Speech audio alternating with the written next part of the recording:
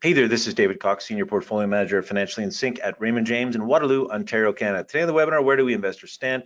It is Friday, May the 9th, 2025. I've been gone for what feels like a couple of weeks here with some webinar trouble. So here we are back today, lots to cover. Let's get started.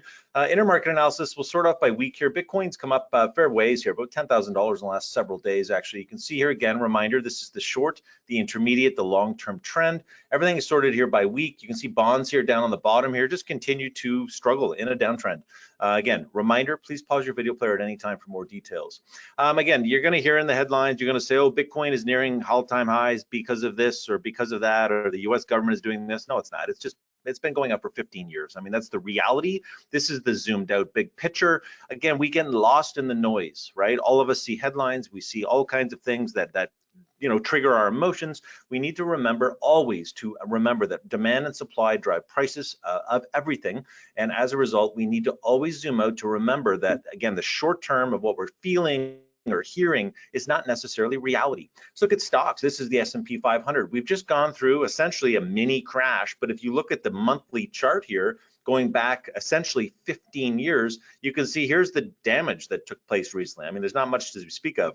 I put two green circles on here just again, because I think a lot of people forget. Last time Trump took office, which was in the green circle, the markets actually went through an incredible period of rise here. This is actually when he left office right here. So again, we can go and finger point, you can say whatever you want to say, but the bottom line is demand and supply. At this point, again, these headlines that have caused all kinds of fear and panic have been bought, and again, the trend in the bigger picture remains upwards.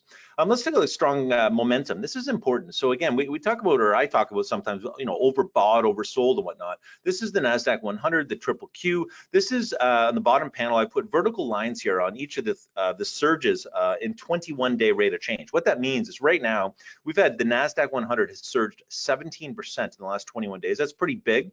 The prior moments where we've had a similar surge, you can see, was after the 2022 bottom, and then before that was after the COVID crash. What I'm trying to get at is that when markets surge and provide such a kind of a showing of demand, that's actually a very positive thing, especially when it comes after a savage market or a down market in that perspective. And so again, it's not in this case to me a bearish piece of evidence, it's actually a very bullish piece of evidence.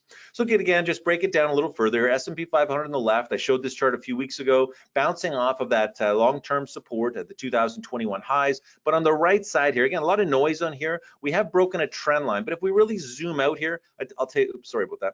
What my eye sees still is that we're still sitting here in this zone, okay? So this is where the crash, that mini crash began after Trump's comments. And essentially what we've had a market that's bounced back. But in the short term, yeah, the market is sitting here in a range. It's certainly got more proof to do because there are certainly lots of stocks acting well, but there are some stocks that are not acting well, that's for sure.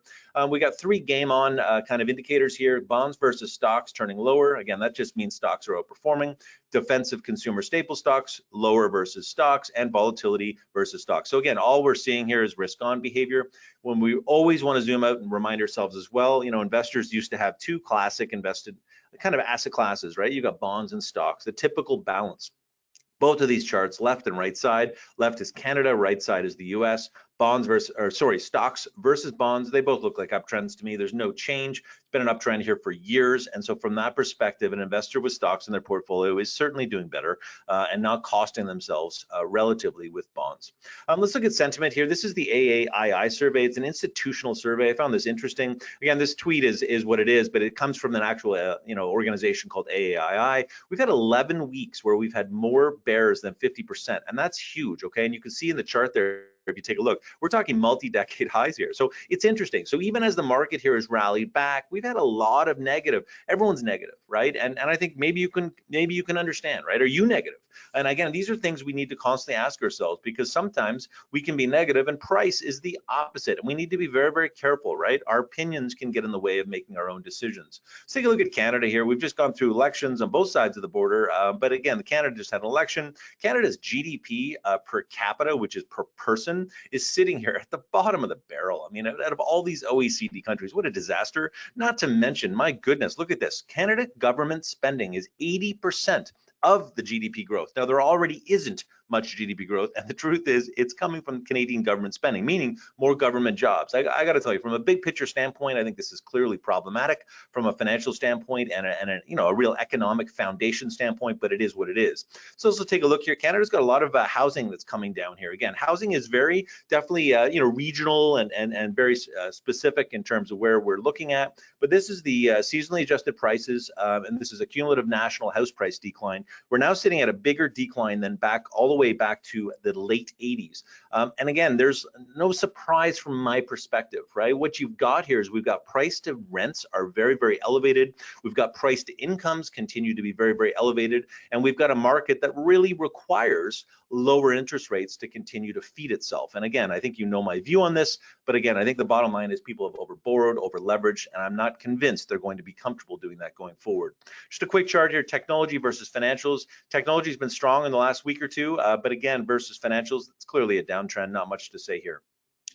Bell Canada, BCE, this is one of the largest stocks in Canada. This stock is sitting here at essentially 15-year lows.